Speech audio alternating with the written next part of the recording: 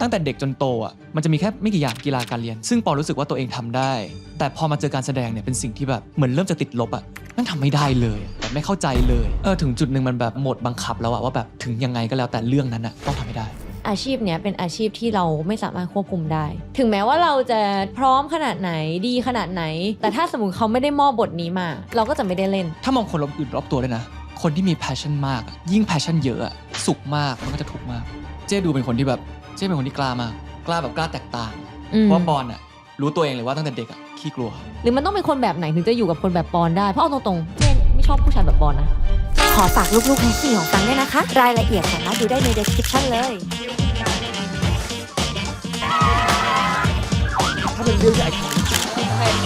วันนี้ใส่เอลิส Eat Mood ชูดเล่าให้ฟังสวัสดีค่ะขอต้อนรับเข้าสู่รับฟังพอดแคสต์นะคะรายการที่จะมารับฟังเรื่องราวต่างๆของแขกรับเชิญเพราะเราเชื่อว่าแขกรับเชิญแต่ละคนเนี่ยก็เจอเรื่องราวมาไม่เหมือนกันแล้วก็มีมุมมองต่อเรื่องต่างๆที่แตกต่างกันไปค่ะซึ่งในเอพิโซดนี้นะคะเราก็มีแขกรับเชิญที่จริงๆเรารู้จักกันมานานค่ะตั้งแต่เด็กๆเลยคิดว่าเขาเนี่ยน่าจะเป็นตัวแทนของเด็กรุ่นใหม่ที่เรียนจบตามหาความฝันและมีพี่สาวสวยๆค่ะก็ขอต้อนรับก็ขอต้อนรับปอนพลวิทย์ค่ะสวัสดีครับปอนพลวิทย์นะครับค่ะสวัสดีค่ะเริ่มยังไงอะปกติเริ่มไงไม่เคยดูมาดิค่ะก็หัดดูบ้างนะคะรายการเนี่ยครับวันนี้ก็ขอบคุณนะคะที่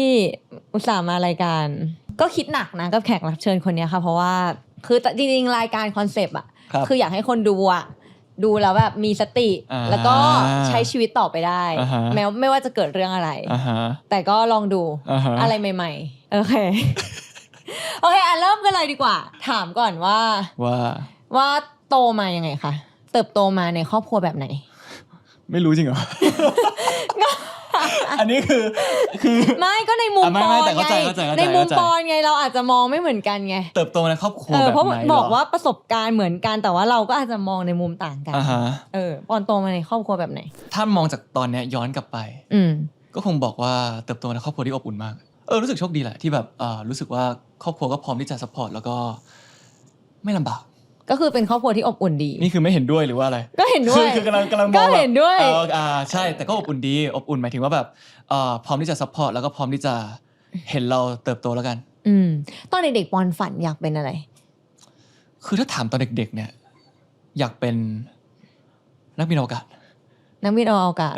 มันเท่แล้วความฝันนี้มันหายไปตอนไหนหรือมันยังอยู่ความฝันนี้มันหายไปตอนไหนเหรอคือไม่รู้ว่ามันหายไปตอนไหนแต่ว่าถ้าความฝันสมัยเด็กๆอ่ะพอมองย้อนกลับไปแล้วมันคงเป็นสิ่งที่แบบดูฉูดฉาดดูแบบน่าค้นหาดูแบบเหมือนอุลตร้าแมนอ่ะคือตรงแบบไม่ต่างอะไรกับแบบตอนเด็กมีความฝันอยากเป็นอุลตร้าแมนหรือว่าแบบ Power Ranger อะไรเงี้ยมันเลยเป็นฟีลที่ไม่ได้เข้าใจแต่เป็นภาพที่เราเห็นมากกว่านึกออกก็คือเหมือนตอนเด็กๆที่เราฝันอยากเป็นเจ้าหญิงอยากฝันเป็นอะไรแบบนั้นถ้านอกเหนือจากนักบินอวกาศที่พอมันเป็นความฝันที่มันแบบโอเคเราอาจจะยังไม่รู้ว่าความเป็นจริงเราเป็นได้ขนาดไหนใช่ป่ะแต่หมายถึงว่ามีความฝันอื่นไหมที่พอเราเริ่มรู้เรื่องแล้วแบบอาชีพอื่นๆอะไรเงี้ยพอคิดว่าปอนไม่ได้ฝันว่าอยากเป็นนักแสดงตั้งแต่ตอนเด็กๆใช่อันนี้แน่นอนใช่ไหมแต่คือถ้าพูดถึงสิ่งเนี้ยปอนรู้สึกว่าแบบพอโตมาแล้วแบบอย่างความฝันที่อยากจะเป็นแบบ Power Ranger หรือ Ultraman หรือแม้กระทั่งแบบอะไรก็แล้วแต่ที่มันดูยิ่งใหญ่อะไรเงี้ยปอนรู้สึกว่าคือถึงแม้ว่ามันจะเป็นสิ่งที่เหมือนจะเป็นไปไม่ได้แต่มันมีเขาเรียกว่าซิมโบลิกบางอย่างของการเป็นสิ่งนั้นอยู่มันซูเปอร์แมนง่ายๆซูเปอร์แมนก็ได้มันคือตัวแทนของคนที่ช่วยเหลือคนเป็นคนที่มีซิมพัตตีสูงก็คือกว่าความช่วยเหลือคนแหละผมรู้สึกว่ามันคือแต่ละอาชีพหรือว่าแต่ละภาพที่เราเห็นนะมันทำให้เราเห็นแบบซิมโบลบางอย่างที่เด็กคนหนึ่งอยากจะเติบโตมาเป็นมากกว่าเพราะว่านั่นก็คือน่าจะเป็นจุดประสงค์ของคนทำการ์ตูนมากเลยว่าแบบไม่เคยคุยกับฟังอะไรแบบนี้เลย รู้สึกแปลกมากเลยเรียกว่าคุณฟังครับใช่เพราะว่ามันหมายถึงว่ามันก็น่าจะเป็นจุดประสงค์ของคนที่ทำการ์ตูนปะที่เขาอยากให้แบบเด็กเห็นภาพชัดขึ้นว่าคนที่ช่วยเหลือคนมันเป็นยังไงเขาก็เลยแบบ exaggerate เรื่องแบบการ์ตูนออกไปให้มันใหญ่ขึ้นให้มันดูเป็นซูเปอร์แมนให้มันดูมันเข้าใจง่ายมากขึ้นอะไรเงี้ยโอเคแล้วอย่างที่ฝันว่าอยากเป็นนักบินอวกาศอะไรเงี้ยซิมโบลิกของสิ่งเนี้ย มันยังอยู่ปะคือถ้ามองเป็นแบบ archetype นักบินอวกาศมันคือ archetype อะไร archetype แบบ adventurer explorer ก็จะเป็นฟีลนั้นมากกว่าคนที่แบบอยากจะออกไปค้นหาบางอย่างที่เราไม่เคยอันนี้แบบน่าสนใจมากเลยพอพูดถึงแล้วมันเป็นแบบชาว psychology มากๆแบบอย่างณตอนนี้มันก็ยังมีอยู่ลึกๆในตัวเราหมายความว่าตอนเด็กๆอยากเป็นนักบินอวกาศคือถ้ามองเป็น archetype มันคือ explorer คือมันไม่ต่างอะไรกับหลายๆคนเลยที่แบบเติบโตมาแล้วอยากค้นหาอะไรต่างๆไม่ว่าจะในตัวเราเองหรือว่าแบบออกไปค้นหานอกตัวเราซึ่งทุกวันนี้ก็คิดถือว่าตัวเองก็ยังเป็น explorer อยู่ก็ยังเป็นอยู่แต่มันคือแบบการค้นหาที่ละเอียดอ่อนมากขึ้นแล้วกันหมายถึงว่ามันมีการค้นหาอย่างเช่นแบบออกไปเที่ยวออกไปแบบท่องเที่ยวทั่วโลกอะไรอย่างเงี้ยคือเพราะว่าทุกคนเหมือนจะมีความฝันอะไรแบบนี้อยู่แล้วอะทุกคนมีความแบบเป็น explorer ในตัวเองแต่แบบมันชัดเจนขนาดไหนมากกว่าในการแบบคือมันมีหลายๆ archetype ในตัวเองแบบบางคนก็จะแบบมีความเป็นแบบเป็นแม่ในตัวเองเป็นแบบนักเรียนเป็นอะไรอย่างเงี้ยแต่แบบในบางจุดของชีวิตบางสิ่งบางอย่างมันแบบโดดเด่นมากกว่าพาร์ทอื่นๆซึ่งตอนนี้ก็สำหรับปอนก็explorer นะหมายถึงว่าแบบความอยากจะออกไปค้นหาหรือว่าแบบค้นหาภายในตัวเราเองมากกว่าแล้วปอนมีพี่สาวใช่ปะก็มันเลือกได้ไหมอะ ไม่อยากรู้ว่าแล้วปอนมองพี่สาวปอนเป็นอาร์คีไทป์อะไรถ้ามองเหรอฟรังใช่ไหมพูดถึงที่สวยๆใช่ปะนั่นแหละใช่ๆคนนั้นเลยคนนั้นแบบว่าอยากรู้ว่าแล้วปอนมองพี่สาวเป็นอาร์คีไทป์อะไรเจ๊ดูเป็นคนที่แบบทำอะไรเริ่มจากตัวเองตั้งแต่เด็กนะเท่าที่รู้สึกอะทำไมตอนเด็กๆมันเป็นยังไงคือถ้าปอนมองตอนเด็กตั้งแต่เด็กแล้วอะเจ๊เป็นคนที่กล้ามาก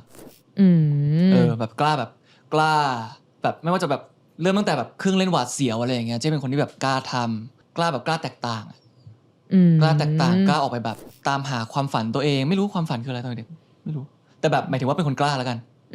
คือมองว่าเป็นคนกล้าใช่เพราะว่ามันจะเปรียบเทียบไงเพราะว่าปอนอะรู้ตัวเองเลยว่าตั้งแต่เด็กอะขี้กลัวใช่ไหมแบบเวลาไป Dream World ตอนเด็กอะไรอย่างเงี้ยแบบจะเป็นคนแบบดึงไปเล่นอะไรต่างๆตลอด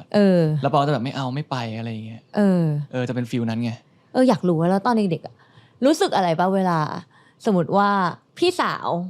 มีแก๊งเพื่อนอะไรเงี้ยแล้วก็ดึงตัวเองเข้าไปอยู่ในกลุ่มแบบไปเที่ยวไปนู่นไปนี่ด้วยรู้สึกอะไรไหมก็รู้สึกแปลกนะก็เขินอะแต่ก็ไม่ได้ขัดขานอะไรก็ไม่ได้ขัดขานอะไรคือแบบตอนเด็กแบบฟีลติดแม่มากกว่าไม่ได้ติดเจ๊อะติดแม่ ฟีลติดแม่อะไรอย่างเงี้ยแบบไปไหนก็ไปด้วยแบบไม่ได้มีอะไรไม่มีก็คืออะไรก็ได้ปะอะไรก็ได้อะไรก็ได้แต่หมายถึงแบบ enjoy มากไหมก็คงไม่เพราะว่าแบบมันคนละฟีลกันอะแค่นั้นเองแล้วที่ปอนบอกว่าแบบครอบครัวแบบสนับสนุนนู่นนี่อะไรอย่างเงี้ยมียกตัวอย่างได้ไหมว่าอย่างตอนเด็กๆเราอยากทำอะไรแล้วรู้สึกว่าได้รับการซัพพอร์ตมากเลยจากครอบครัวอะไรอย่างเงี้ยค่ะถ้าสิ่งหนึ่งก็คงแบบกีฬาเป็นสิ่งที่แบบปอนเล่นแต่เด็กเนาะแบบตั้งแต่แบบเตะบอลปิงปองไปตีเทนนิสตีแบดอะไรอย่างเงี้ยมันแบบจนกระทั่งแบบบาสอะไรอย่างเงี้ยแบบแต่มันก็มีเรื่องนะหมายถึงว่าแบบก็รู้ว่าแบบครอบครัวแบบเป็นแนวไหนมีสิ่งที่ซัพพอร์ตและมีสิ่งที่ไม่ซัพพอร์ตฟีลมีภาพแล้วกันมีภาพที่มองเห็นว่าอยากเห็นเราเติบโตมาเป็นคนยังไงแล้วอย่างในมุมปอนปอนมองว่าแบบพ่อแม่อยากให้เติบโตมาเป็นคนยังไงคือถ้าในมุมปอนนะมันคงเป็นความประสบความสำเร็จตามแบบฉบับของแบบสังคมเลยสังคมไทยป่ะสังคมไทยแบบด้านแบบไม่ว่าจะเป็นแบบรวยมีเงินหรือว่าแบบมีอำนาจมีต่างๆอะไรอย่างเงี้ยมันหลายอย่างคือปอนรู้สึกว่ามันเป็นสิ่งที่แบบปกติมากที่มันจะเป็นความเขาคาดหวังอย่างน้อยๆปอนรู้แล้วกันว่าเขามีภาพที่เห็นว่าปอนอยากเป็นแบบไหนแต่ในมุมกลับกันการที่เราไม่ได้เป็นแบบที่เขาคาดหวังหรือว่าเป็นแบบที่เขาคิดว่าเราจะเป็นเขาก็ยังรักเราแล้วก็ยังมีความสุขที่เห็นเรามีความสุขพอโตขึ้นมาคิดว่าหมายถึงว่าเขาก็น่าจะเรียนรู้ไปพร้อมๆกับเราใช่หมายถึงว่าฟังว่าตอนเด็กๆคือฟังก็รู้สึกเหมือนปอนรู้สึกว่าเหมือนเขาก็จะค่อนข้าง traditional ใช่แล้วก็จะเป็นห่วงหมายถึงว่าแบบโตขึ้นแบบว่าก็อยากให้มีอาชีพการงานที่ดีนู่นนี่แบบแต่งงานมีครอบครัวหมายถึงว่าคือภาพแบบอุดมคติใช่ไหมแต่พอจริงเอาจริงพอมาถึงจุดเนี้ยก็รู้สึกว่าเขาก็น่าจะเรียนรู้ไปพร้อมๆกันว่าจริงๆแล้วความอุดมคตินั้นมันอาจจะไม่ได้ต้องเป็นอุดมคติเสมอไปหมายถึงว่าจริงๆแล้วโตขึ้นมาแค่มีความสุขทำอะไรก็ได้อะไรเงี้ยมีเรื่องอะไรป่ะที่ตอนเด็กๆรู้สึกว่าแบบไม่ชอบพ่อแม่เรื่องนี้เลยแต่ว่าโตขึ้นมาแล้วก็ก็เรียลไลซ์ว่าเขาก็หวังดีหรือว่าแบบเราก็โอเคกับสิ่งนั้นคิดว่าสำหรับตัวปอนคิดรู้สึกว่าแบบน้อยมากเลยน้อยมากที่แบบ ไม่ชอบหรือว่าแบบขัดใจมากๆสำหรับปอนไม่ไงเพราะว่าปอนต่างกับเจเยอะปอนเป็นเด็กที่แบบก็ขี้กลัวแบบคือถ้ายังอยู่ไทยต่อแบบสมัยแบบเจ๊ไปเรียนเซนโยอย่างเงี้ยแบบตอนเดินไปก็หลบหลังแม่คือเป็นเด็กอย่างนั้นที่แบบแค่มีแม่อยู่หรือว่าแบบมีพ่อแม่อยู่อะไรอย่างเงี้ยมันโอเคคือไม่ได้รู้สึกว่าแบบอยากจะออกไปแบบแหกกฎจากที่พ่อแม่ตั้งเอาไว้หรือว่าแบบออกไปแบบมันคือความที่แบบออกไปเผชิญหน้ากับอะไรบางอย่างไม่มีเลยตอนเด็กปอนไม่มีเลยเอาจริงคือปอนอันนี้ใส่ต่างกับฟังมากอะไรเงี้ยแต่ฟังเองฟังจะรู้สึกว่าแบบมันเป็นสิ่งที่รู้สึกว่าแบบตอนเด็กๆไม่ค่อยเข้าใจเรื่องการแบบประหยัดการประหยัดคุณพ่อแบบประหยัดมากจนทำให้รู้สึกว่าเนี่ยแหละก็เลยพยายามหาตังค์ด้วยตัวเองหมายถึงว่าแบบหมายถึงว่ารู้สึกแบบตอนเด็กๆคือรู้สึกว่าประหยัดมากขอไปต่างประเทศซัมเมอร์อย่างเงี้ยก็จะแบบไม่ให้ทั้งที่แบบเพื่อนๆก็จะแบบไปกันอะไรอย่างเงี้ยเราก็จะต้องแบบสอบชิงทุนหรืออะไรอย่างเงี้ยหรืออย่างแบบซื้อน้ำหวานตอนเด็กๆก็ไม่ได้ซื้อหมายถึงว่าเขามองว่า1ไม่มีประโยชน์2คือเปลืองตังค์แบบว่าแบบมองว่ามันคือสิ่งที่แบบฟุ่มเฟือยในวัยเด็กอะไรก็จะให้กินแต่น้ำเปล่าอะไรอย่างเงี้ยหรือแบบคือฟังจะเป็นคนที่ค่อนข้างแบบตั้งคำถามว่าแค่นี้เองทำไมต้องแบบหมายถึงว่าแบบไม่ให้ด้วยนู่นนี่อะไรอย่างเงี้ยคือเข้าใจเลยเพราะว่าแบบมันเป็นฟีลที่แบบตั้งแต่เกิดมาก็รู้ตัวว่าแบบเราไม่ได้ลำบากถูกไหมมันเป็นฟีลที่แบบเราก็รู้ตัวว่าเราไม่ได้ลำบากมันก็แต่ลำบากมากเลยในมุมฟังไม่นี่ไงหมายถึงว่าครอบครัวจริงๆแล้วด้วยฐานะถ้ามองแบบความฐานะแล้วกันเราไม่จำเป็นต้องประหยัดขนาดนี้ถูกป่ะมันจะเป็นฟีลนี้ไม่คือจะบอกคือจริงๆไม่เคยแต่แบบพ่อแบบไปกินข้าวที่ไหนคือพกขวดน้ำไปใช่พกขวดน้ำไปมีแบบพ่อบอกว่าถ้าไปซื้อที่ร้านอาหารมันจะชาร์จเพิ่มมันจะเป็น15 บาท20 บาทต้องพกขวดน้ำไปเพราะว่า7 บาทหรือว่าหมายถึงว่าซื้อเป็นแพ็คมาอะไรอย่างเงี้ยคือแบบว่าจะให้เห็นค่าแบบเล็กๆน้อยๆนู่นนี่อะไรเงี้ยแต่หมายถึงอันนี้เป็นความรู้สึกในวัยเด็กนะที่รู้สึกว่าแบบเราไม่เข้าใจสมัยเด็กๆว่าแบบทำไมแบบแค่นี้เองแบบความสุขเล็กๆทำไมไม่ได้ที่พ่อยังกินไวน์คือเนี้ยเป็นประโยคที่เอามาเถียงบ่อยมากว่าพี่บ่อยมากว่าแบบทำไมจะซื้อแบบน้ำกับโกโก้ไม่ได้ในเมื่อป๊ายังซื้อไวน์ขวดละเป็นพันอะไรอย่างเงี้ยก็จะแบบเถียงตลอดอะไรเงี้ยแต่เอาจริงพอโตขึ้นมาก็มองย้อนกลับไปก็รู้สึกว่าก็เข้าใจเพราะว่าอันหนึ่งเขาคงไม่อยากแบบให้แบบร่างกายไม่ดีในการที่แบบสปอยให้กินแบบของหวานตลอดเวลาหรือว่าอย่างเรื่องแบบเงินอย่างเงี้ยก็เข้าใจมันก็ทำให้เราแบบมี mindset ในเรื่องการเงินที่ดีที่ดีขึ้นอะไรเงี้ยแต่ขอบ่นหน่อยใช่เนี่ยรับฟังอยู่นะคนรับฟังอยู่เนี่ยตอนนี้เป็นคนรับฟังแล้วแต่ตอนเด็กๆคือแบบว่าไม่เข้าใจใช่โอเคผ่านไปเราต้องมารับฟังต่อโอเคไม่คำถามคืออะไรวะคำถามคืออะไรก็ไม่รู้แค่บ่นไปเรื่อยตอนเนี้ยโอเคต่อมาแต่ว่ามันก็มีจุดเปลี่ยนปะปอนคิดว่าอะไรคือจุดเปลี่ยนในชีวิตปอนบ้างคือถ้าชัดๆก็คงการไปสิงคโปร์แหละที่ไปสิงคโปร์ตอน10 ขวบแบบไปเรียนสิงคโปร์ใช่ก็คือตอน10 ขวบปอนไปเรียนสิงคโปร์ใช่คือมันเริ่มจากก็อยากไปซัมเมอร์เหมือนกันแต่พ่อก็แบบบอกว่าไหนจะไปแล้วแบบลองไปอยู่เลยไหมแบบมีเพื่อนต่างๆอะไรเงี้ยก็เลยส่งไปเลยแบบตอนนั้นก็แบบอยากไงแบบไม่เคยไปมาก่อนไม่เคยไปซัมเมอร์ไม่เคยไปเลยแต่ว่าแบบไปครั้งแรกก็คือยาวเลยมันเปลี่ยนอะไร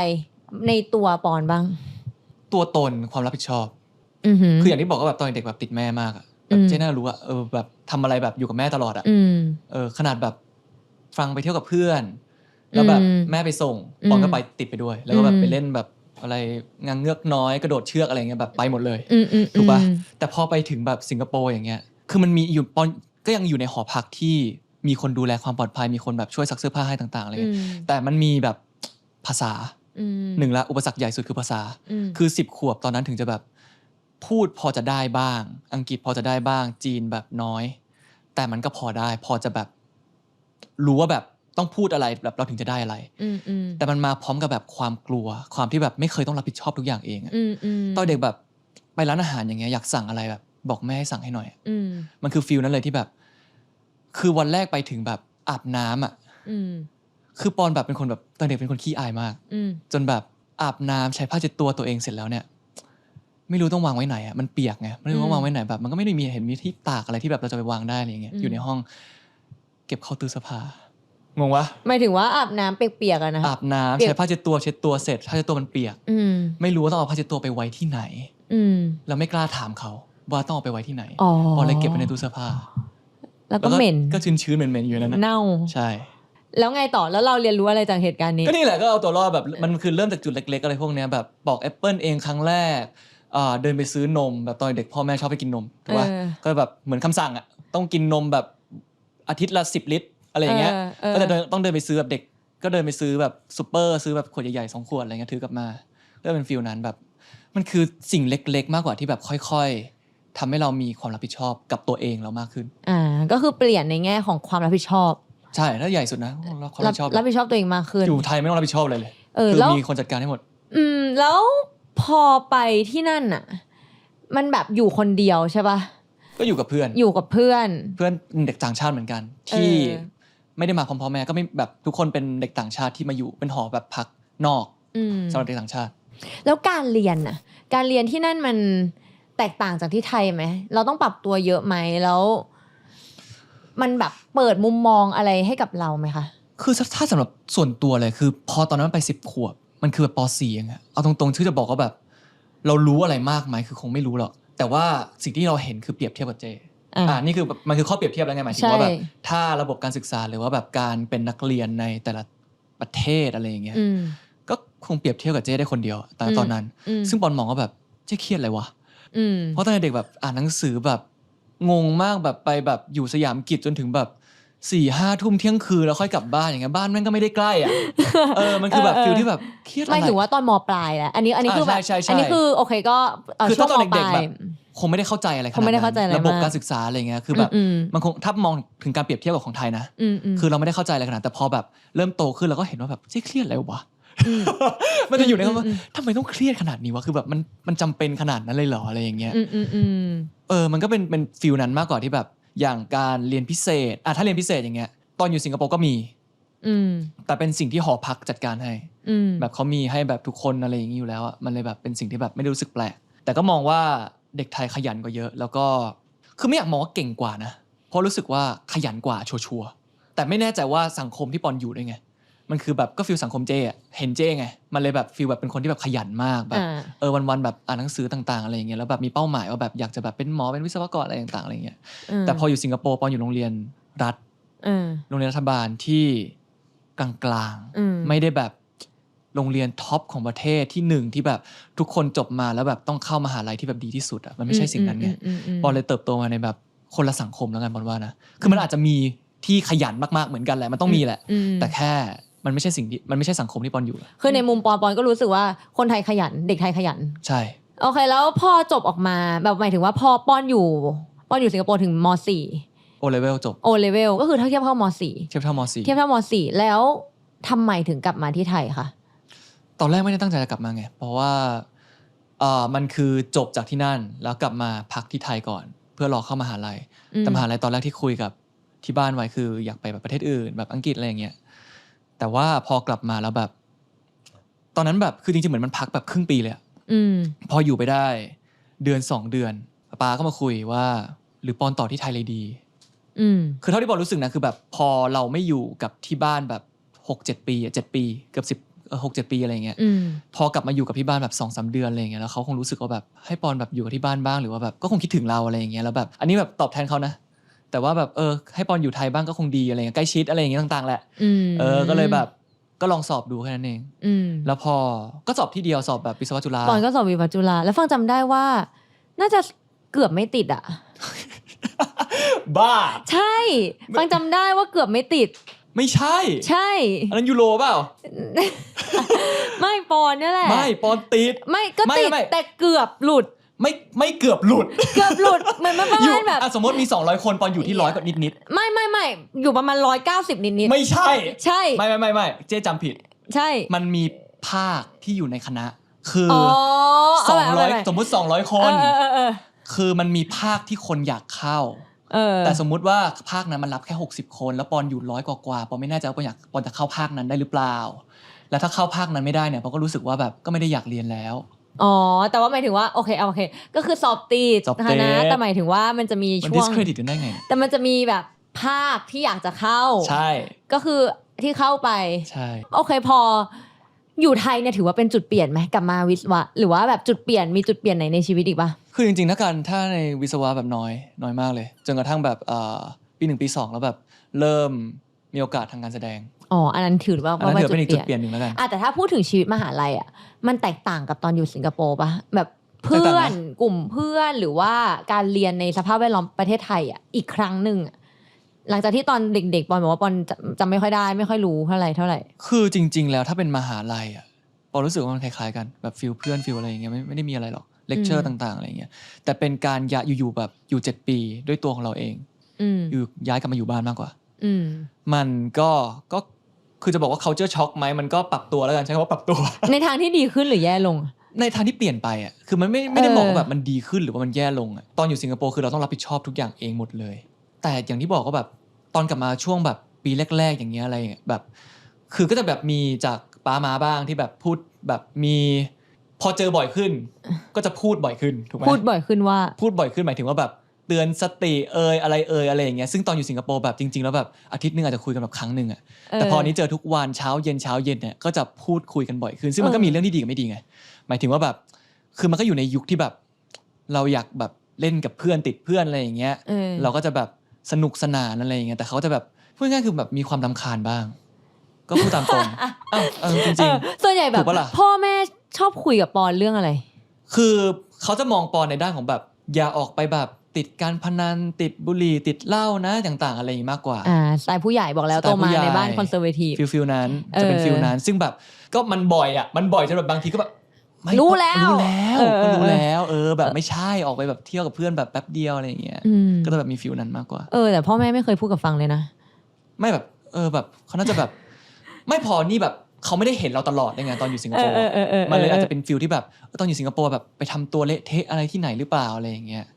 ก็จะมีบ้างอะไรอย่างงี้แล้วก็โอเคเมื่อกี้ปอนบอกว่าแต่จุดเปลี่ยนอีกจุดเปลี่ยนหนึ่งนอกจากตอนไปสิงคโปร์ก็คือตอนที่เริ่มเข้าวงการใช่ป่ะเริ่มเข้าวงการการแสดงใช่ซึ่งจริงๆแล้วมันก็มาจากฟังนะก็ใช่ป่ะใช่หมายถึงว่าตอนนั้นน่ะไม่แน่ใจว่าจุดเริ่มต้นอันเดียวกันหรือเปล่าแต่ว่าที่ฟังรู้สึกก็คือที่ปอนก็คือเหมือนมันมีงานของจุฬาแล้วก็เหมือนมีคนถ่ายรูปปอนแล้วก็เหมือนพี่เนย่าเอารูปปอนทักส่งเข้ามาในกลุ่มนาดาวบอกว่าแบบคนนี้น้องชายฟังหรออะไรอย่างเงี้ย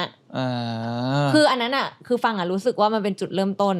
ของปอนแต่ฟังไม่รู้ว่าปอนรู้สึกว่าจุดเริ่มต้นของปอนอันเดียวกันหรือเปล่าอันนั้นคือจุดเริ่มต้นของการฟีลแบบเข้าวงการแล้วกันแต่มันไม่ใช่จุดเริ่มต้นที่รู้สึกว่ามันเปลี่ยนแปลงตัวปอนแค่นั้นเองหมายถึงคือถ้ามองมันก็คงใช่มันคือจุดเริ่มต้นทุกอย่างแหละแต่แบบจุดที่มันเปลี่ยนผันจริงๆมันคือแบบช่วงที่ได้ลองเล่นจริงๆแล้วการแสดงมันทำให้เราเห็นว่าแบบเราไม่เข้าใจอะไรเลยเราไม่เข้าใจตัวเราเองเราไม่เข้าใจคนรอบตัวไม่เข้าใจสังคมไม่เข้าใจอะไรเลยว่ะคือเราอยู่ในแบบeducation system ที่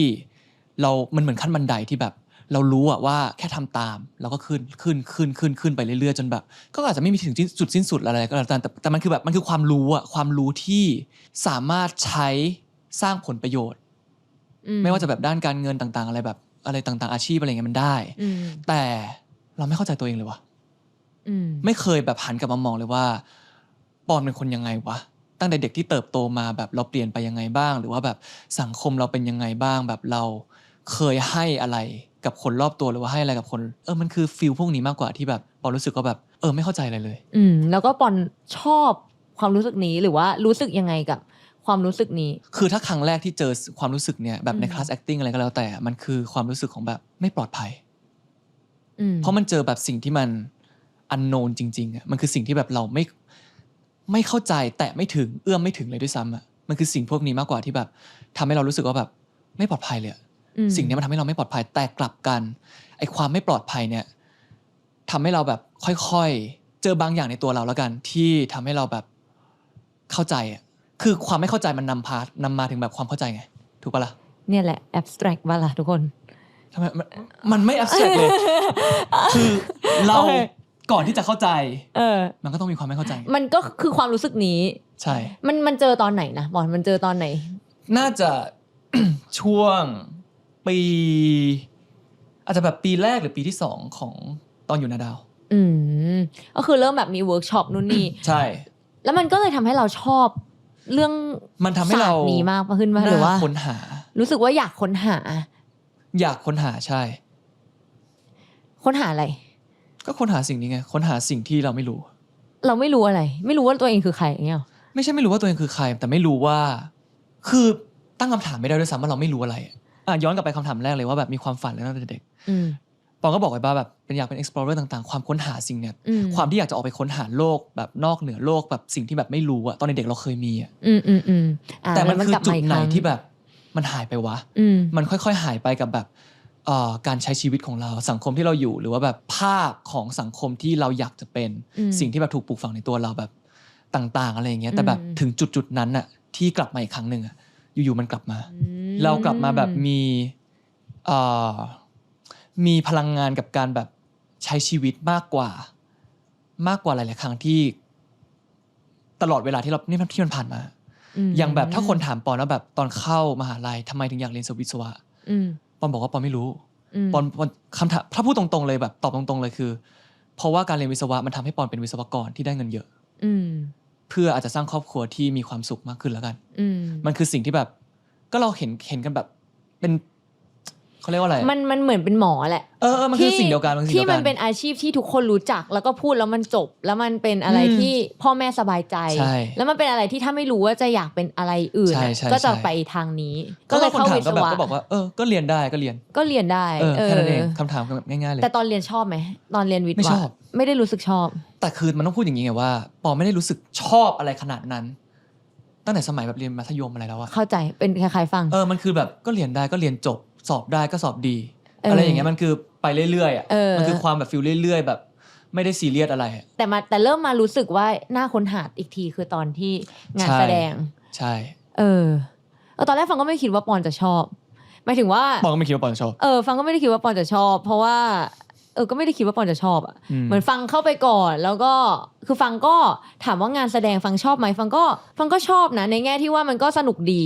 ได้แบบเป็นตัวละครที่เราไม่เคยเป็นแล้วก็ได้มีโอกาสต่างๆเข้ามานู่นนี่อะไรเงี้ยแต่ไม่ได้แบบหลงไหลอ่ะไม่ได้ถึงกับขนาดแบบหลงไหลในงานแสดงแล้วเราคือฟังอาจจะเป็นคนที่แตกต่างกับปอนมากคือปอนอ่ะฟังว่าปอนจะเป็นคนแบบแพชชั่นนำใช่ แพชชั่นนำแต่ของฟังอ่ะจะต้องมองก่อนว่าแพชชั่นนั้นลีดไปสู่อะไรอ่ะแล้วก็จะเอาสิ่งนั้นว่าแบบ คุ้มไหมอ่ะคือถ้าสมมติว่าแบบแพชชั่นอย่างเดียวไปเรื่อยๆอ่ะคือฟังว่าฟังไม่ได้อ่ะเหมือนฟังจะเป็นคนที่แบบวางแผน1 2 3 4มากกว่าปอนปอนก็คือเริ่มแบบการแสดงนู่นนี่เรื่องแรกคืออะไรนะรักชุดใจไม่จริงๆรักชุดใจเป็นเรื่องที่2อ๋อเหรอจริงเรื่องแรกแบบมีเคยไปเล่นแบบBangkok Love Story ก่อนของแกมมี่จิเมนอันนี้คือเรื่องแรกแล้วก็เล่นไม่ได้ก็เละเทะอะไรต่างๆแต่ไออย่างพอพูดถึงสิ่งเนี้ยไอความที่แบบค้นหาอะไรเมื่อกี้คำถามแล้วกันพอจะตอบได้ว่าตั้งแต่เด็กจนโตแบบร้องไห้น้อยมากอิโมชันนอลน้อยมากจนกระทั่งแบบพอเจอจุดหนึ่งที่แบบเรารู้สึกว่าแบบทำไมอยู่ๆแบบอิโมชันนอลที่มันแบบอิโมชันที่แบบอยู่ในตัวเรามันแบบมันเหมือนแบบมันถูกกักเอาไว้เต็มไปหมดเลยมันคือสิ่งนั้นมากกว่าที่แบบทำให้ปอรู้สึกว่าแบบมันน่าค้นหาก็คือพวกนี้แหละแบบไม่ว่าจะเล่นได้ไม่ได้บ้างอะไรอย่างเงี้ยมันก็จะเป็นฟีลที่แบบทำไมเราเล่นไม่ได้มันจะเป็นการแบบมันคือการเจอสิ่งที่ปอนทำได้ไม่ดีแทบจะเป็นครั้งแรกนะเอาตรงๆหมายถึงว่าแบบตั้งแต่เด็กจนโตอ่ะกีฬามันจะมีแค่ไม่กี่อย่างกีฬาการเรียนเพราะว่าปอนอยู่แค่นั้นเลยกีฬาการเรียนซึ่งปอนรู้สึกว่าตัวเองทำได้ดีพอสมควรโดยที่แบบไม่ต้องพยายามมากจนเกินไปมันคือ2สิ่งที่แบบปอนรู้สึกว่ามันก็ไม่ได้แบบยากอ่ะแต่พอมาเจอการแสดงเนี่ยเป็นสิ่งที่แบบเหมือนเริ่มจะติดลบอ่ะมันคือสิ่งที่แบบมันทำไม่ได้เลยทำอะไรไม่ได้เลยแบบไม่เข้าใจเลยแบบทำไมอยู่ๆเขาร้องไห้ได้วะอะไรฟิลเนี้ยมันจะเป็นแบบคำถามที่แบบทำอะไรอ่ะคือแบบไม่ใช่คือแล้วมันก็มีคำถามต่อนะว่าแบบหยุดตัวเองมันคือฟิลแบบคัดตัวเองเลยว่าเราไม่ใช่คนแบบนั้นการแสดงไม่เหมาะกับเราไม่ใช่นักแสดงจบมันคือแบบคำตอบแรกที่เราให้กับตัวเองเลยว่ามันไม่เหมาะกับเราไม่เหมาะกับมันเรา2คนแบบห่างกันดีกว่าแบบไม่ใช่ตัวเราใช่แล้วอะไรที่ทำให้ก้าวผ่านความรู้สึกนี้ถึงจุดนึงมันแบบมันเหมือนกับแบบมันคือแบบโหมดบังคับแล้วอะว่าแบบถึงยังไงก็แล้วแต่เรื่องนั้นอะต้องทำให้ได้มันคือเป็นความกล้าบางอย่างที่แบบกล้าออกไปเผชิญกับสิ่งที่เราแบบไม่คุ้นเคยช่วงแรกๆเหมือนโดนบังคับนะเอาตรงเหมือนฟีลแบบ เหมือนแบบเรา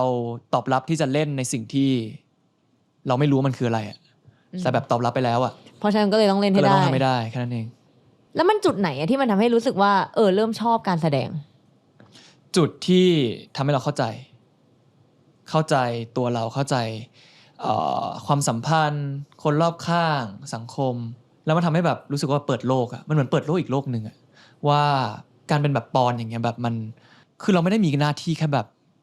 เรียนให้จบ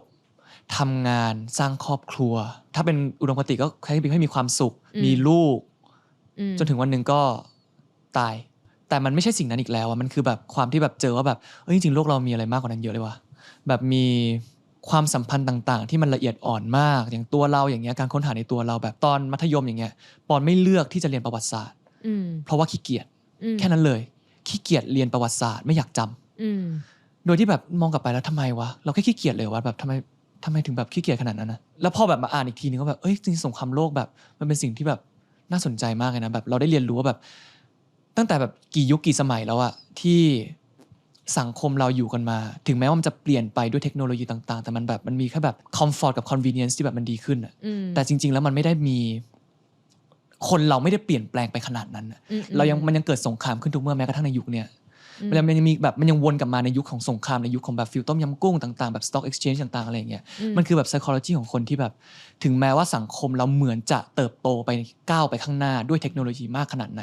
แต่การเป็นคนมนุษย์ของเราอะเราเติบโตกันน้อยมากเลยว่ะซึ่งปอนรู้สึกว่าปอนได้เรียนรู้สิ่งนี้ผ่านงานแสดงใช่แล้วปอนตอนนี้คือปอนพูดได้ป่ะว่าคืออยากเป็นนักแสดงแบบในอนาคตต่อไปหมายถึงว่าเป้าหมายชีวิตตอนนี้คืออะไรเป้าหมายชีวิตเหรอถ้าพูดตอนเนี้ยปอนคงแบบก่อนที่จะหลับตาลงเป็นครั้งสุดท้ายอะปอนอยากรู้สึกว่าเราไม่ได้ regret ที่เราไม่ได้ทำอะไรแต่ว่าไม่ได้มีอาชีพหรือว่าแบบภาพชัดๆว่าอยากเป็นอะไรไม่ได้ขนาดนั้นแล้วตอนเนี้ยคือแค่รู้สึกว่าคือมันเคยมีนะยังไงก็ได้ให้ไม่ regret มันเคยมีใช่แต่ว่าพอมันแบบเริ่มเห็นหลายๆอย่างมากขึ้นแล้วแบบมันเป็นมุมมองที่เปลี่ยนไปแล้วกันว่าสมมุติการเป็นนักแสดงสักวันหนึ่งอยากจะไปเหยียบแบบเวทีออสการ์อยากเห็นตัวเองอยู่บนนั้นรับรางวัลสิ่งนั้นแต่แบบพอมองกลับมาแล้วแบบณตอนเนี้ยปอไม่ได้รู้สึกว่าแบบการไปอยู่ในจุดนั้นมันจะทำให้แบบมันคงมีความสุขแหละใช่แต่มันเป็นแบบฟีลแบบชั่วขณะมากๆที่แบบปอนรู้สึกว่าแบบความสุขที่แบบปอนคงรู้สึกจริงๆมันไม่ใช่อยู่บนเวทีนั้นน่ะแต่มันคือระหว่างทางที่ไปเวทีนั้นมากกว่าไงมันเลยเป็นความรู้สึกแบบนี้มากกว่าที่แบบทำให้รู้สึกว่าไม่ได้มีภาพขนาดนั้นว่าแบบที่ฟิกซ์ขนาดนั้นว่าเราอยากจะเป็นอะไรซึ่งมันก็มีข้อดีข้อเสียแหละอย่างที่บอกว่าแบบปอนไม่ได้แบบมีขั้นเป็นตอนที่แบบทำยังไงก็ได้ให้ปอนไปถึงจุดนั้นมันจะไม่ใช่ฟีลนั้นไงแต่มันแบบเป็นการ enjoy กับการเดินที่บางทีก็หลงทางบ้างซึ่งต่างกับฟังมากเลยแต่ปอรู้สึกว่าการหลงทางเป็นสิ่งที่แบบเป็นสิ่งที่ดีนะใช่ก็เป็นสิ่งที่ดีเป็นสิ่งที่ดีแหละแต่ว่าตอนที่ฟังเป็นนักแสดงแบบแสดงคือฟังอาจจะไม่ชอบความรู้สึกหนึ่งของการเป็นนักแสดงคืออาชีพเนี้ยเป็นอาชีพที่เราไม่สามารถควบคุมได้มันขึ้นกับโอกาสที่ได้รับแบบมันต้องรอโอกาสอะถึงแม้ว่าเราจะทำตัวพร้อมขนาดไหนดีขนาดไหนแบบรู้สึกว่าตัวเองเหมาะกับบทเนี่ยแต่ถ้าสมมติเขาไม่ได้มอบบทนี้มาเราก็จะไม่ได้เล่นเก็ตปะก็เลยรู้สึกว่าไม่แน่ใจว่าปอนรู้สึกแบบเดียวกันปะปอนเคยรู้สึกงั้นตลอดระยะทางที่แบบอย่างแบบปอนอยู่ในวงการแบบทั้งแต่ครั้งแรกที่เข้าคงแบบ7 ปีอะไรเงี้ย7-8 ปีละ7 ปีแล้วกัน6-7ไม่แน่ใจกี่ปีแต่ว่าไอ้ความรู้สึกนั้นอะมันคงอยู่ในช่วงแรกๆเลยที่แบบทำไมเราไม่ได้โอกาสวะทำไมแบบเราอยากเล่นเรื่องนี้หรือว่าแบบเราอยากมีโอกาสทำอะไรแบบนั้นบ้างอะไรอย่างเงี้ยซึ่งสิ่งนั้นอะมันทำให้ปอนตั้งคำถามว่าแล้วทำไมปอนทำไม่ได้วะหมายถึงว่าสิ่งที่ปอนต้องการจริงๆอะมันคือ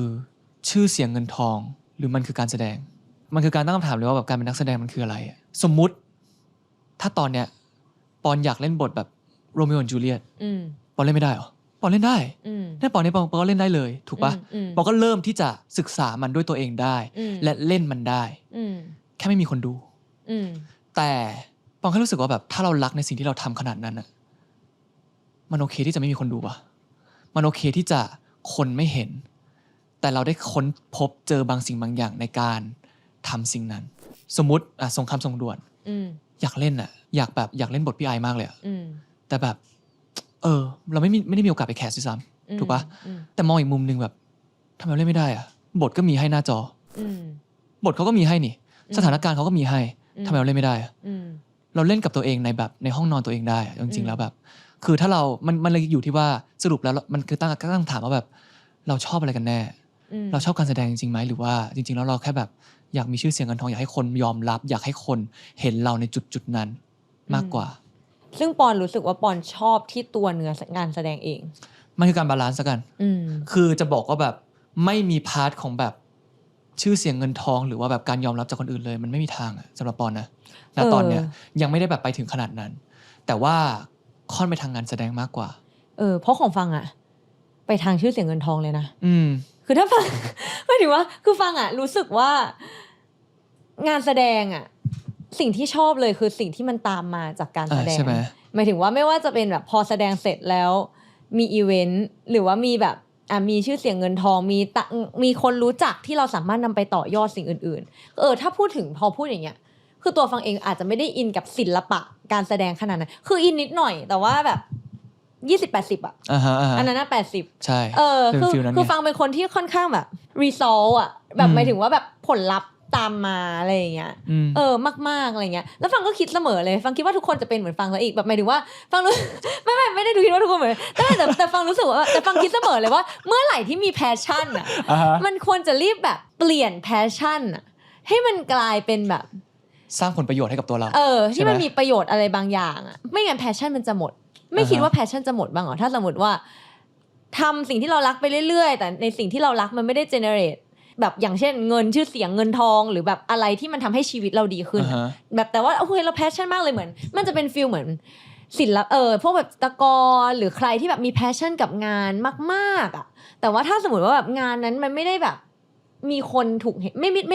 ได้มีคนให้ค่าหรือว่างานชิ้นนั้นมันไม่ได้แบบถูกการยอมรับมันก็จะ passion หมดปอนไม่ได้มีความรู้สึกนั้นใช่ป่ะมีน้อยคือมันส่วนหนึ่งคือมันมีน้อยแต่อีกส่วนหนึ่งเราต้องมองว่าแบบคือที่ปอนชอบเกินเพราะว่ามันต้องเห็นสภาพแวดล้อมที่ปอนอยู่ด้วยไงอย่างที่บอกปอนไม่ได้โตมาในแบบเราไม่ได้โตมาในครอบครัวที่ลำบากพูดง่ายๆคือพูดง่ายๆคือมีเงินแค่เราแค่ประหยัดแล้วกันเรามีเงินแต่เราแค่ประหยัดแต่ครอบครัวหรือว่าอะไรอย่างเงี้ยมันคือฟีลนี้ที่แบบมันมีเซฟตี้เน็ตบางอย่างที่รองรับเราอยู่อย่างเช่นว่าตอนเนี้ยปอนมองว่าแบบถ้าในอนาคตปอนจะไม่มีงานไม่มีเงินในหัวปอนสิ่งที่ปอนคิดคืออะไรรู้ป่ะนี่ไงเจ๊ทำงานมีเงินนี่คือถึงจุดหนึ่งแล้วแบบปอนเชื่อว่ารู้แล้วกันว่าแบบเจ๊คงไม่ปล่อยให้ปอนอดตายเอาตรงๆถูกปะล่ะนี่คือสิ่งที่ปอนมันคือสิ่งที่แบบปอนจะผุดความคิดที่แบบผุดขึ้นมาว่าแบบถึงวันนึงถ้าแบบกูไม่มีอะไรจริงๆฟังคงไม่ให้กูอดตายหรอก มันคือฟีลนี้ที่แบบเข้าใจสิ่งเข้าใจคำว่าเซฟตี้เน็ตยังคือก็คือปอนเป็นฟีลบอกว่าแบบคือคิดและว่า worst case ยังไงก็ไม่อดตายแต่เราก็รู้ตัวว่าแบบถ้าเราไม่ได้ทำในจุดนี้ต่อไปปอนรู้ว่าปอนมีทางอื่นที่ปอนสามารถไปได้หมายถึงว่าไม่ได้รู้สึกว่าตัวเองแบบหมดหนทางแบบเรามีแค่น้ำบ่อเนี่ยมันไม่ใช่บ่อเดียวที่ปอนอยากอยู่หมายถึงว่าแบบเราไม่ใช่เป็นบ่อเดียวที่แบบปอนอยู่ได้ปอนสามารถไปบ่ออื่นได้แต่แค่ตอนนี้ปอนเลือกที่อยู่บ่อนี้อะไรแล้วก็อยากอยู่บ่อเดียวด้วยไม่ได้อยากอยู่บ่อเดียวแต่แค่ณตอนนี้เลือกที่จะอยู่บ่อนี้ในอนาคตเราไม่รู้ไงแต่ว่าณตอนเนี้ยเราแค่อยากอยู่บ่อนี้แบบไม่รู้ว่าอีก2 ปีนึงอะไรเงี้ยถ้าหมด passion จริงๆหรือว่าแบบไม่ได้อยากทำในจุดนี้จริงๆก็อาจจะเปลี่ยนก็ได้เพราะอย่างที่บอกว่าฟังรู้สึกว่าแบบpassion แบบ passion มันแบบไม่ค่อยเชื่อใน passion เท่าไหร่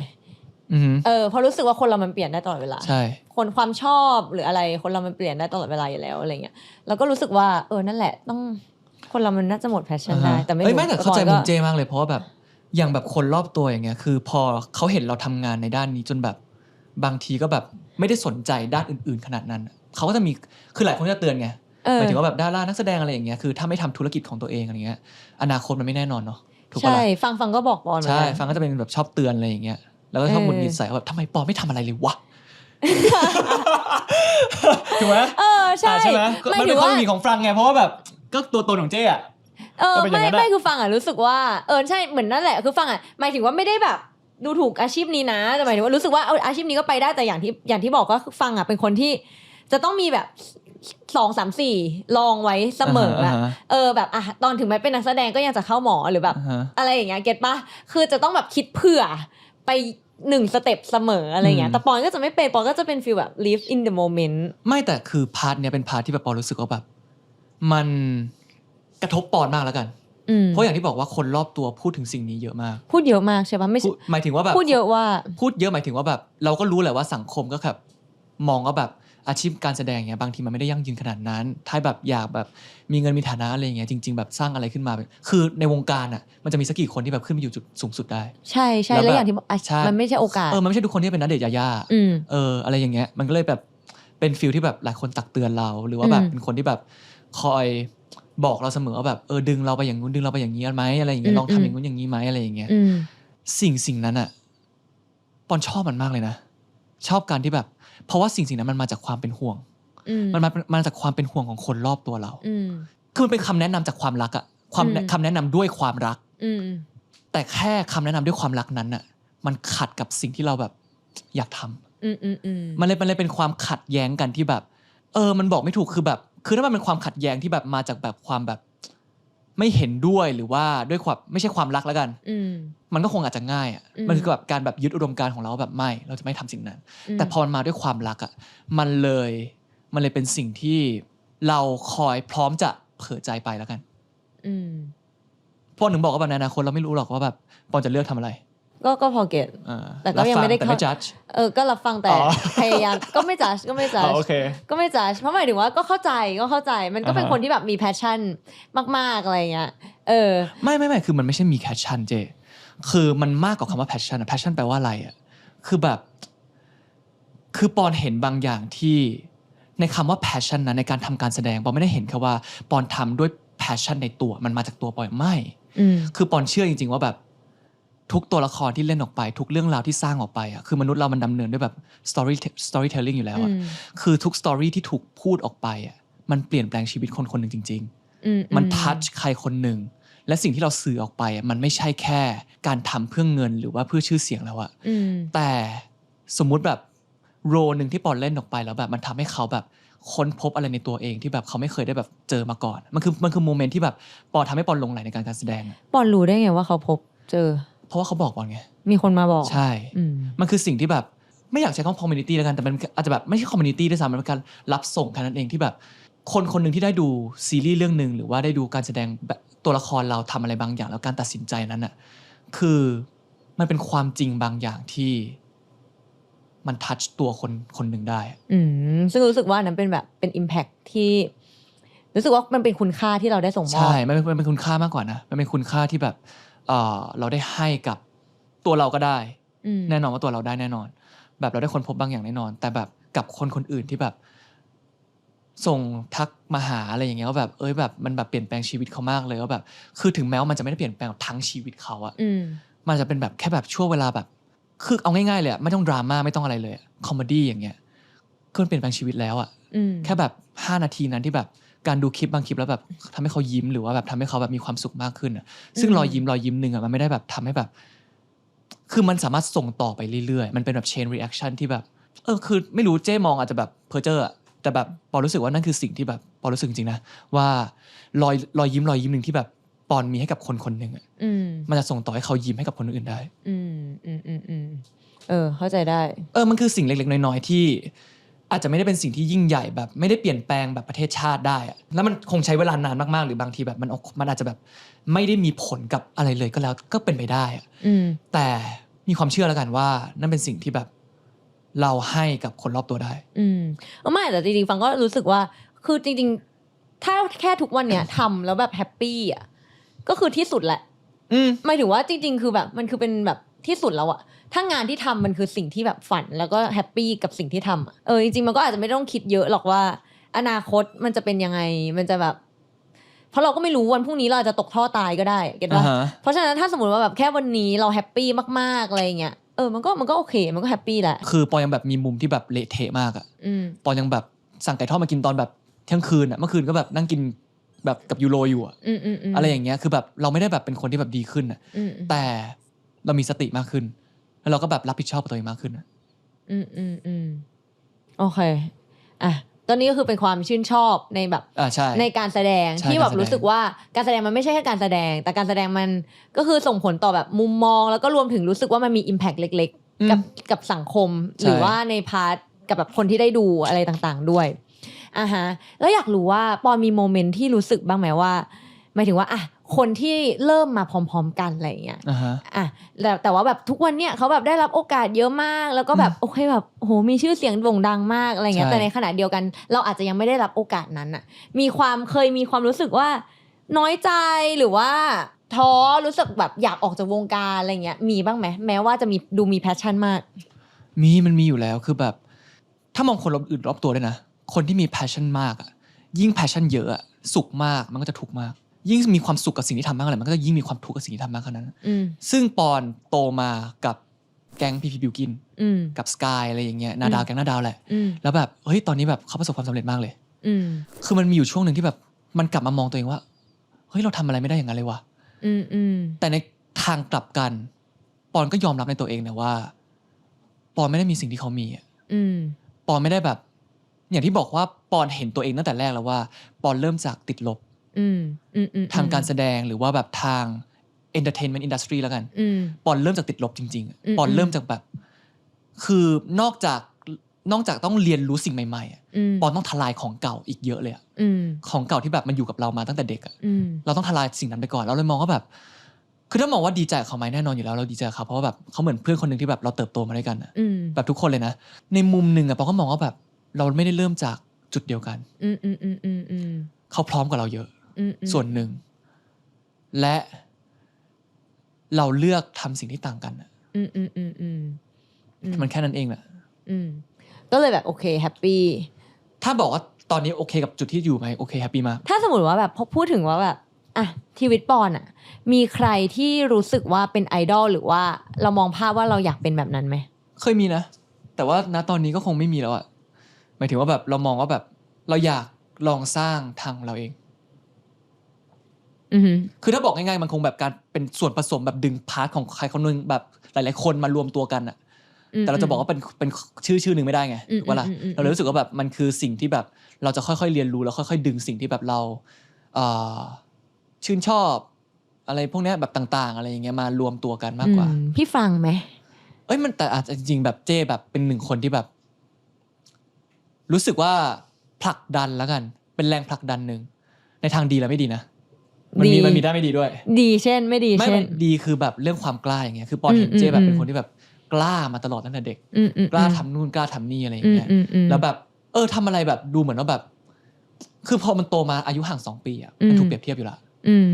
คือเจ้จะไม่รู้สึกมากไงเพราะว่าเจ้จะอยู่ในจุดที่แสงฉายตลอด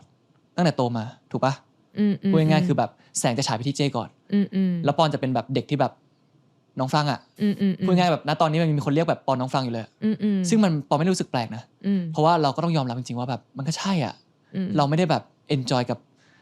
แสงขนาดแสงที่แบบ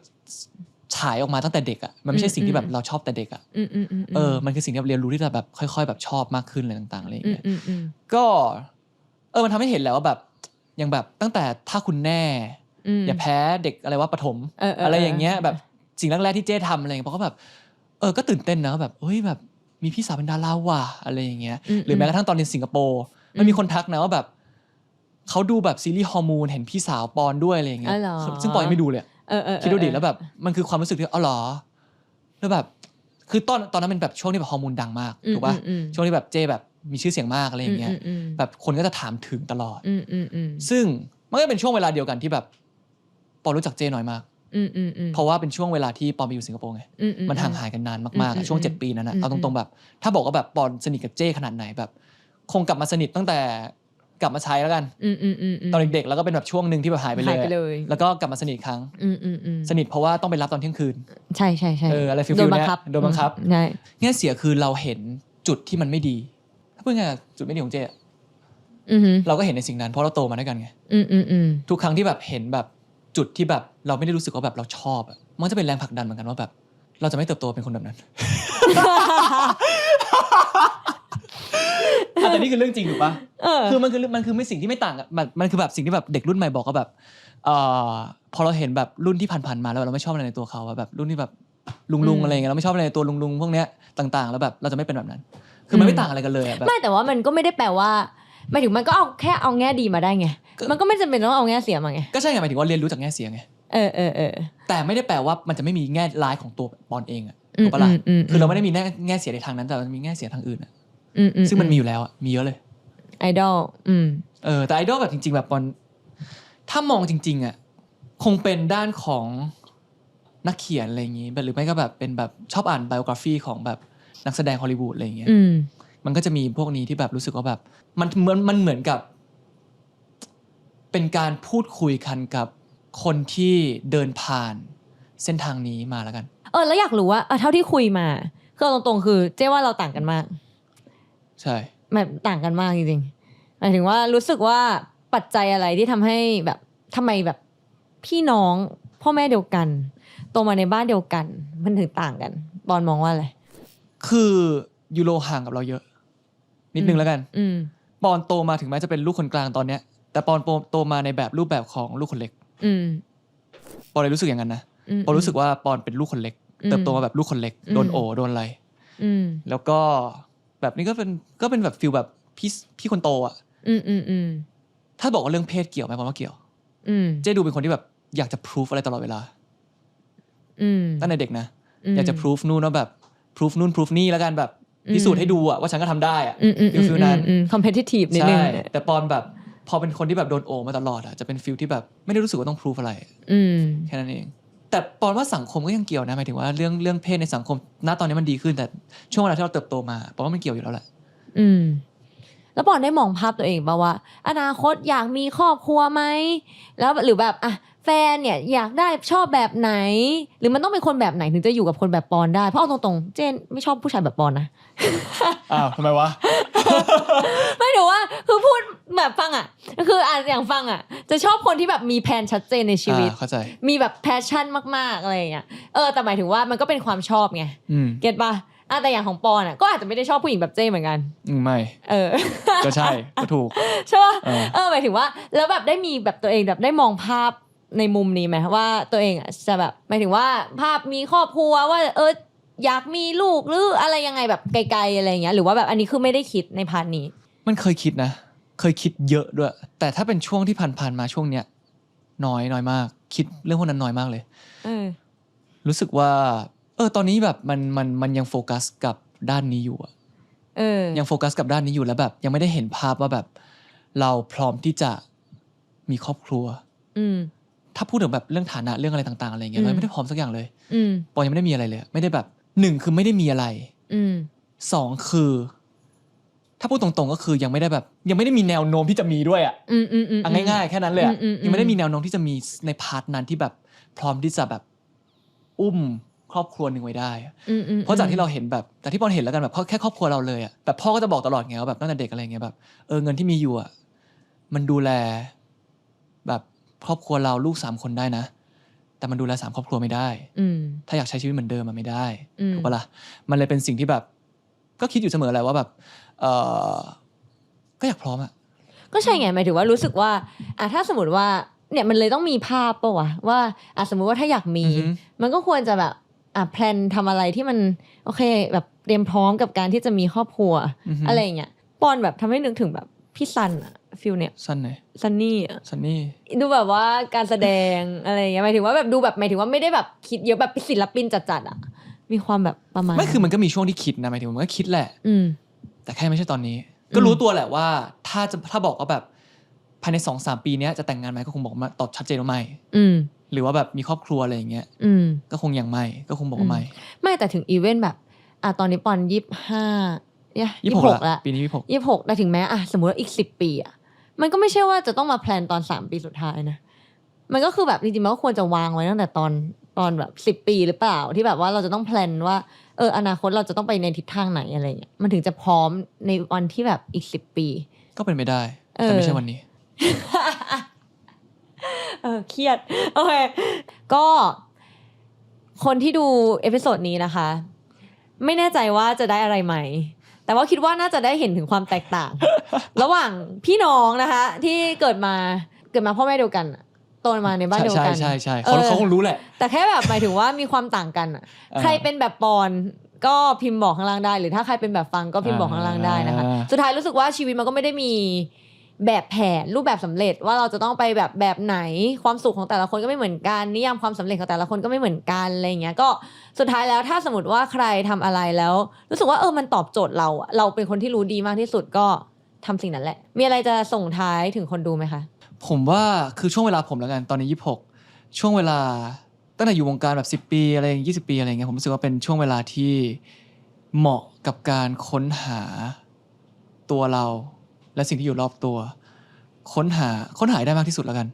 แล้วก็อยากสร้างอะไรก็ลองสร้างดูครับแต่ว่าผมอยากให้แนะนำแล้วกันอยากให้ทุกคนแบบออกไปกล้าที่จะเผชิญหน้ากับโลกภายนอกเพื่อทุกคนจะค้นพบบางอย่างที่มันจะเปลี่ยนแปลงชีวิตเพราะปอนเชื่องั้นเพราะว่าทุกการค้นหามันสามารถเจอสิ่งที่เปลี่ยนแปลงได้เสมอจริงก็เลยเริ่มต้นอาจจะไม่ได้ชอบแต่ว่าบางทีจอยแล้วก็มันสนุกมากขึ้นเรื่อยๆหมายถึงว่าแบบอย่างที่เขาบอกว่าบางทีแบบเราต้องเดินทางไปแบบข้ามโลกแบบข้ามไปอีกซีกนึงเพื่อค้นพบบางอย่างในตัวเราที่แบบเราไม่เคยเจอมาก่อนมันคือสภาพแวดล้อมที่เปลี่ยนไปมันก็มีส่งผลกระทบมันเลยแบบเอาตัวเองไปอยู่ในแบบจุดที่แบบเรา uncomfortable จริงๆเอาตัวเองไปอยู่ในจุดที่แบบเราไม่อยากอยู่ลองดูแบบในบางครั้งแล้วปอนรู้สึกว่าแบบมันช่วยก็ลองดูนะคะทุกคนมีผลงานอะไรก็ฝากด้วยครับปอนจะได้ยังอยู่จุดนี้ต่อไปได้ ขอบคุณครับ ก็เป็นไงบ้างคะกับเอพิโซดนี้นะคะถ้าใครมีความเห็นยังไงก็พิมพ์ข้างล่างได้นะและคลิปนี้นะคะฟังก็มีของรางวัลมาแจกด้วย5รางวัลเหมือนเดิมนะคะเป็นวันสกินแลบ2รางวัลสูตรไฮย่านะคะแล้วก็มีมูดโปรตีนบอลอีก3รางวัลค่ะเพียงแค่พิมพ์ว่าอยากเห็นฟังกับแขกรับเชิญคนไหนข้างล่างนะคะพร้อมกับแฮชแท็กรับฟังและทางรูฟี่นะคะก็จะสุ่มผู้โชคดีและแจกรางวัลไปถึง5รางวัลด้วยกันนะคะก็จะประกาศผลทาง Facebook เล่าให้ฟัง1สัปดาห์ถัดจากเอพิโซดนี้ออนแอร์นะคะก็ฝากกดติดตามทั้งช่องนี้แล้วก็ทาง Facebook ด้วยค่ะบ๊ายบาย